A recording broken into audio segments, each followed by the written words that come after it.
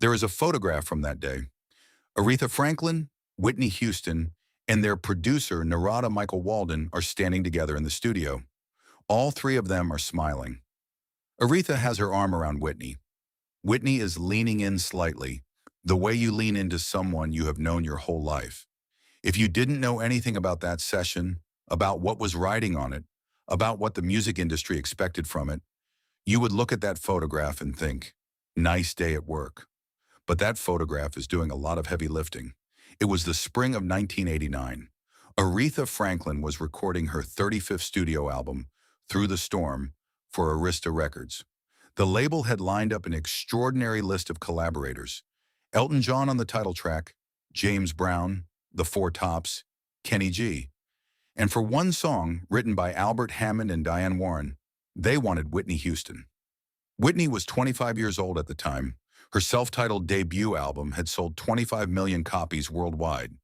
Her second album, Whitney, had made her the first female artist to debut at #1 on the Billboard 200. She was, by any reasonable measure, the most commercially successful singer on the planet at that particular moment. She was also signed to Arista Records. She was also, in a way that had absolutely nothing to do with contracts or chart positions, still the little girl who used to sit quietly in the corner of Aretha Franklin's recording sessions and watch. That part matters more than anything else in this story.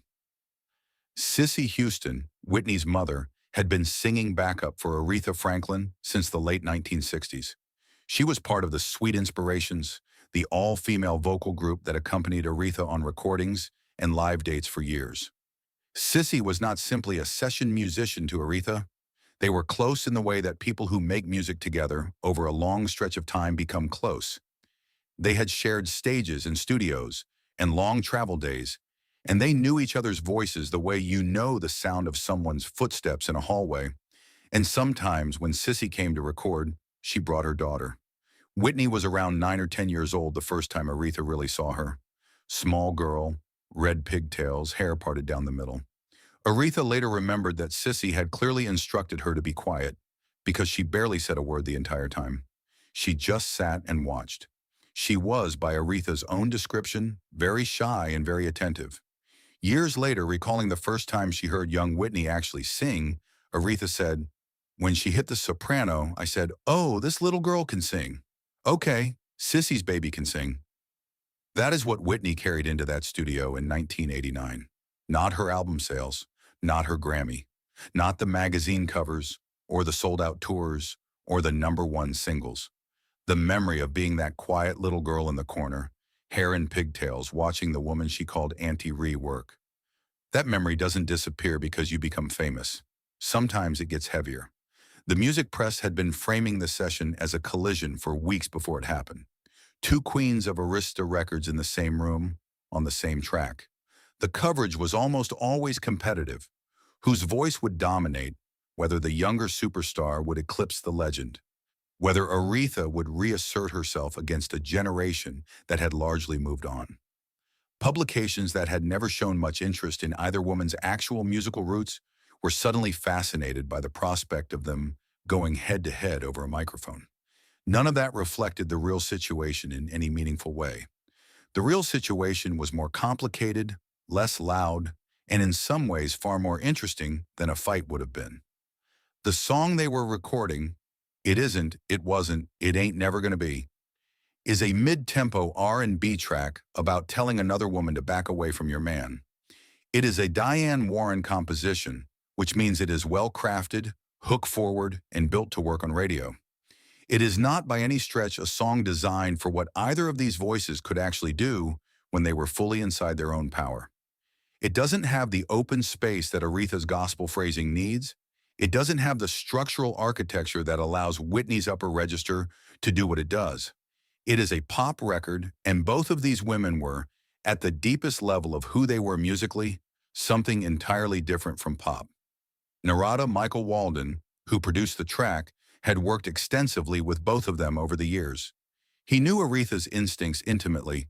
He also knew Whitney well.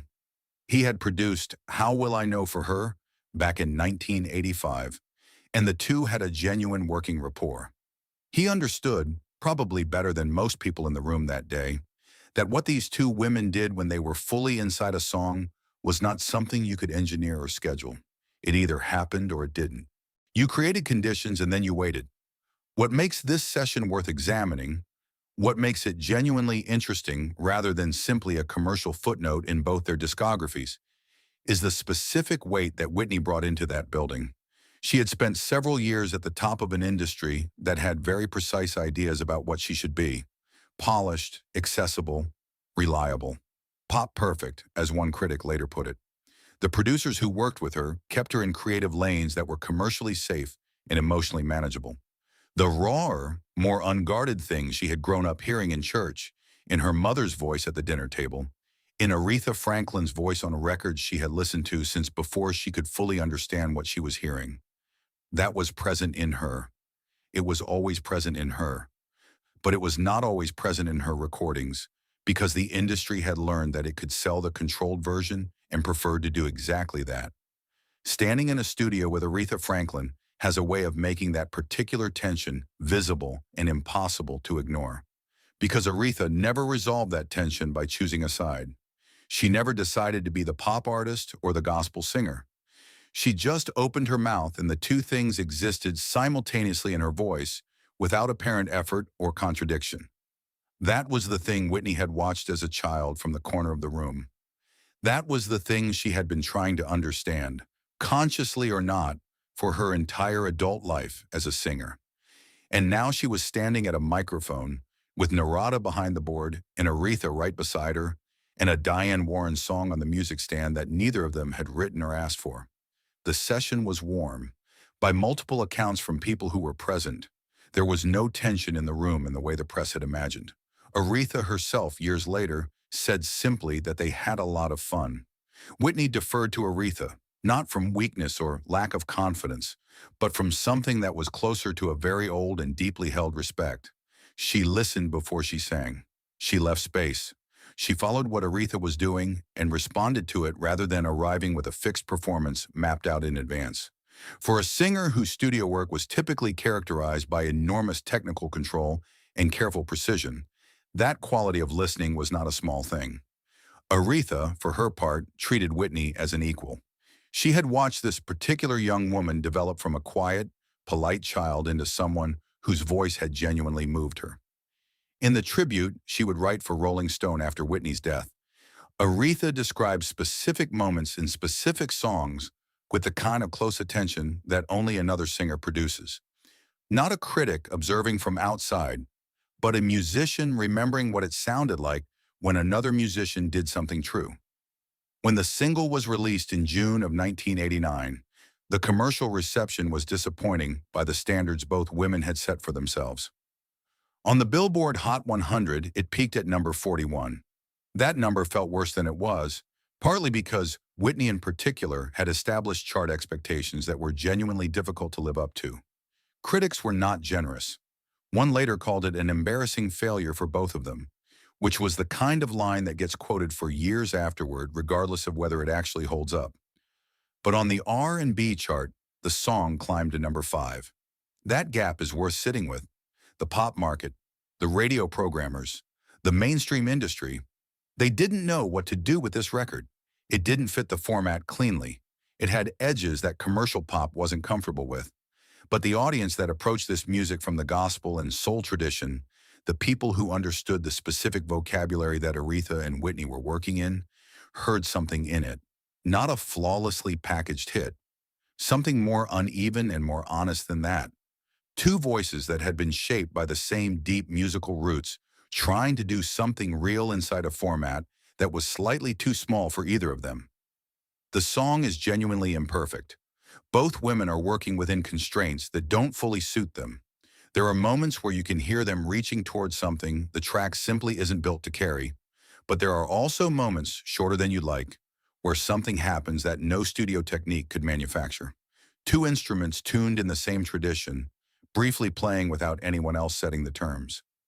Whitney Houston went back to making pop records after this. Her next album continued the commercial run. Aretha moved on to other projects. The duet became a minor entry in both their catalogs, referenced in anniversary pieces and listicles, but rarely examined in any real depth. What it actually represented, though, was one of the few times in Whitney Houston's professional life where the full weight of where she came from was literally standing beside her in the room, where the woman who had first heard her as a child and told Cissy her baby could sing was now watching that child navigate the distance between the music she had been born into and the machine she had become part of. Aretha had lived inside that same distance for decades. She had made it work in both directions without ever fully surrendering to either side. Whitney spent her whole career trying to figure out how to do the same thing, and the trying cost her more than it should have. Those two forces never stopped pulling against each other in her life. The girl from Newark who grew up singing in New Hope Baptist Church, and the Arista Records artist whose image and sound were managed and refined and packaged for the widest possible audience. The raw instrument and the perfectly calibrated delivery. She held them together as long as she could, and at an enormous cost that is still hard to look at directly. But in that Los Angeles studio in 1989, for a few hours, none of that math was required. She was just nippy, standing next to Auntie Ree, trying to make something honest out of a song that maybe didn't deserve either of them. The photograph at the end of that session, the one where all three of them are smiling and Aretha has her arm around Whitney, is a real document of a real afternoon. Whatever happened in the room that day, whatever was complicated or unresolved about it, whatever the gap between the music they were capable of and the music they actually made that day, that moment at the end was genuine. Nobody is performing for the camera in that picture. They are just three people who spent a day making music together, and something about the day was good enough to remember. Have you ever stood next to someone who shaped who you became and had to work out in real time what it means to be their equal? Tell us your story in the comments below. And if this one stayed with you, subscribe. There are more of these waiting.